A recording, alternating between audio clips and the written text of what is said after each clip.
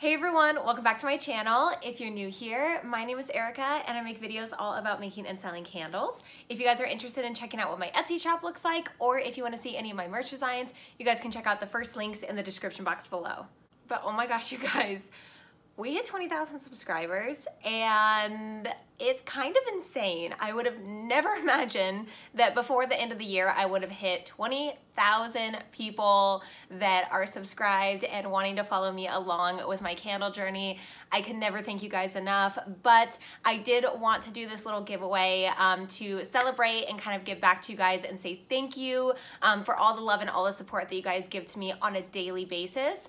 So I actually partnered with Candle Science in this little giveaway and they provided us with these fragrance oils that I'm going to be giving away to you guys. So it is going to be a sampler set of 15 of my personal favorite scents from Candle Science. So I'm just going to tell you guys what the scents are. First one is Cactus Flower and Jade, Christmas Hearth, Mistletoe, Cashmere Plum, Cranberry Apple Marmalade, White Birch, Oak Moss and Amber, Honeysuckle Jasmine, Mango and Coconut Milk, White Tea, Sea Minerals, Sea Salt and Orchid, White Sage and Lavender, Strawberry Shortcake, and last but not least, Pumpkin Souffle. I really wanted to choose a prize that would be beneficial to candle makers of all levels, whether you are looking into getting into candle making or you've had a candle business for a couple years. Fragrance oils are always the best part of candle making, and I will also be adding in one of my handmade candles from Memory Box Candle Co, and it will be in a scent that I have not yet released. If you guys would like to enter this giveaway, all you have to do is be subscribed to my channel and leave a comment in the comment section below about what your favorite part of candle making is. You can comment up to 3 times, so that will be 3 entries into the giveaway. Make sure you leave your Instagram name because that is how I will be able to message and get your address so that I will be able to send these fragrance oils on over to you. If you don't leave any information, I won't be able to get a hold of you. So please, please, please, please leave your Instagram name in your comment as well so that I will be able to contact you if you are the winner. Make sure you guys read in the description box the full giveaway rules. I will be announcing the winner on September 17th. So this giveaway will close at 12 p.m. on Thursday, September 17th, and I will announce the winner on both Instagram and YouTube at 5 p.m. on Thursday, September 17th. So moving on into the topic of today's video, I wanted to let you guys know my 5 biggest tips for starting a candle business. Tip number 1, research. And when I say research, I mean research. Like, live on Google. Like, if you are not doing anything else with your day, go on Google and start researching about starting a business, candle businesses, prices, inventory, suppliers near you. Research everything that you possibly can. If you get this out of the way first, you won't be in the dark when you finally start your business and think, why didn't I think about the shipping prices? Why didn't I think about how much this was gonna cost? You know, this is gonna cost me way too much. I've had so many people message me about the fact that they are stuck with, how does this make sense? How am I going to make a profit? How is this a good business structure when I'm constantly paying so much for shipping? I'm paying double the price for shipping. How is this making sense? So that is something that you have to figure out. If it doesn't make sense to you, then you may not want to do it. You may have to adapt and adjust. So for instance, if you are wanting to start a candle making business, but you don't have any suppliers near you and shipping is costing you an arm and a leg, and where you live, if you only want to sell locally, if they will not pay over $8 for a candle and you want to sell a candle for $17 or $18, it might not work for you. You have to be realistic with the situation. So what I would say in that situation is you have to adapt. Maybe people in your area wouldn't want to pay $17 for a candle, but they would pay $5 for a wax melt. Maybe you can change the way that you are structuring your business and what you want to sell, or you could sell $7 or $8 room sprays. So it's that kind of thing to where you have to adapt to the situation. That's why research is the most important thing to do in the beginning, because if you don't have research, you don't have the foundation of your business. Tip number 2, get a separate bank account and start tracking your expenses.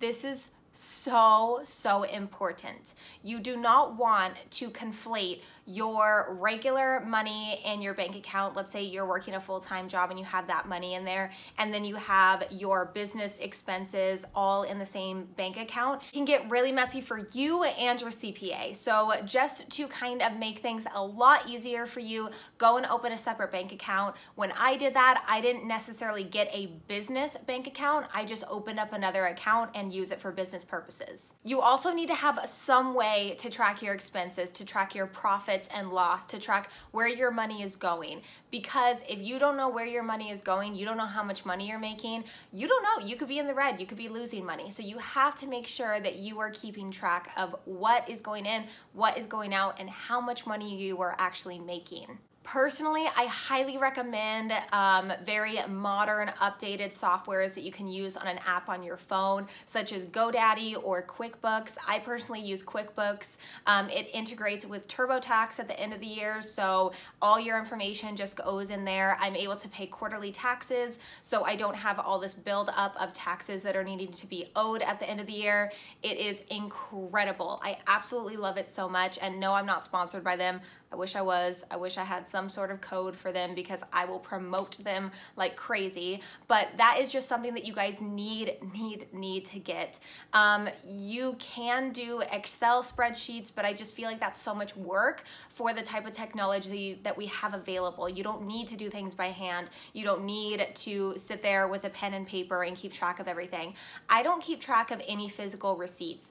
On the app, on QuickBooks, I'm able to just take a photo of my receipt and just throw it away. I don't have to keep track of anything physical. Any mileage, it is documented on the app, so I'm able to put any trips that I go to California Candle Supply, I can put that in as a business expense. So it's incredible, and it's something that's so important so that you guys don't get screwed over when tax season comes.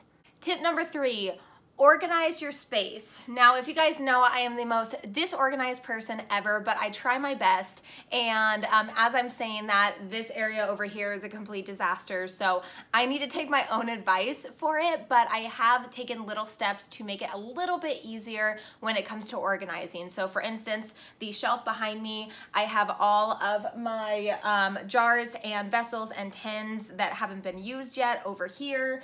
And I have some fragrance oils down here as well. So I have just things that are a little bit organized. Obviously, this is not too organized, as you guys can see, but I have taken little steps to try to make it as organized as possible so that my mind's not all over the place of what exactly I have. This will help you guys as well when it comes to trying to figure out an inventory system. This is a question I get all the time about how do you keep track of the inventory that you have?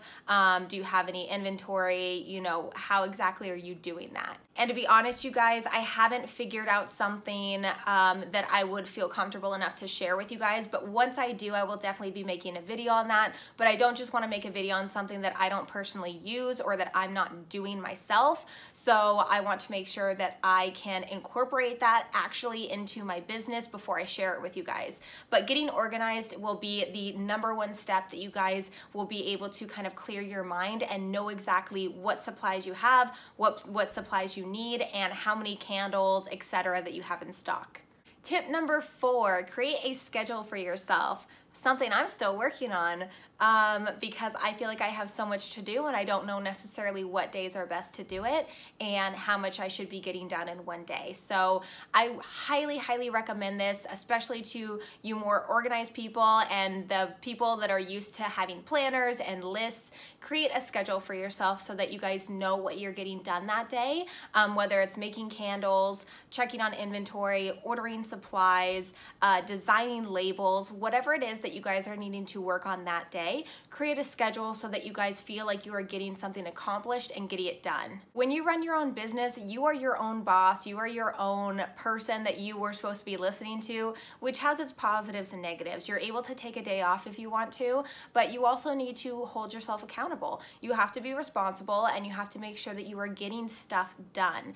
And sometimes you don't know if you're getting it done if you aren't writing it down and making it a priority and a goal to get done that day. And And that has been my biggest struggle and my biggest issue since the start of all this back in March when I started doing this more full time, because I felt like I didn't know how much was too much to schedule myself for that day and how much was too little. So I felt like I was overloading myself to get all these things done that day, and if I didn't do it, I felt like I failed. So make sure that you are reasonably scheduling yourself a good amount of things to do and you aren't overloading yourself, because you don't want to feel like you're failing and you're not getting anything done, because that can be a really crappy feeling. Just make sure that you guys are creating a schedule which can make you feel more organized and you can feel more accomplished throughout the day, which can be very, very motivating. And the fifth and final tip is to think about the future. You need to set goals or create a business plan. So with this is basically just thinking ahead with yourself and your business. So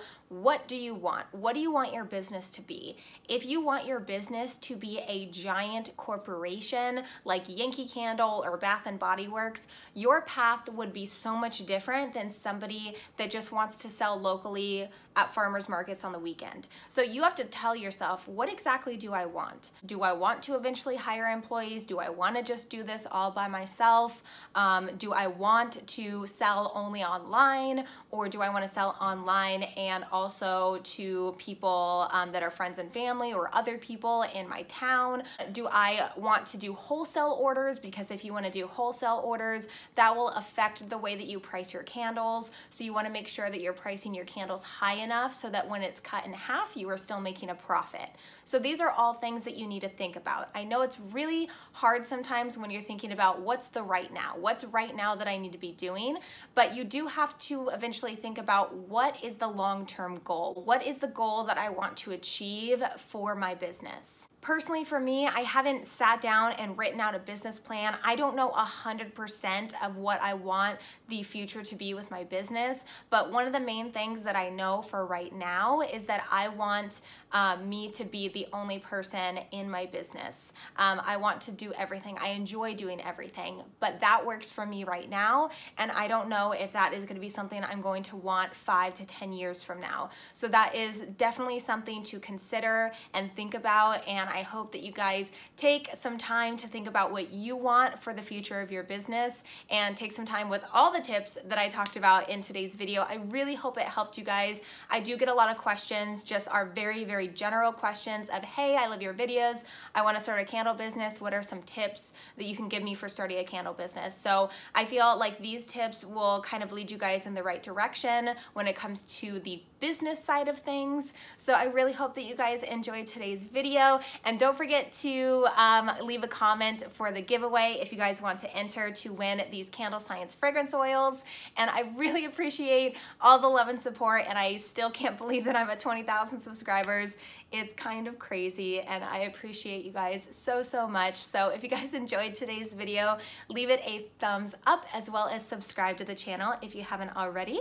And don't forget to follow me over on Instagram at MemoryBoxCandleCo, and I will see you guys in the next video. Bye, guys. It can get confusing for you and your accountant. It can get really messy for you and your accountant. So just to make accountant,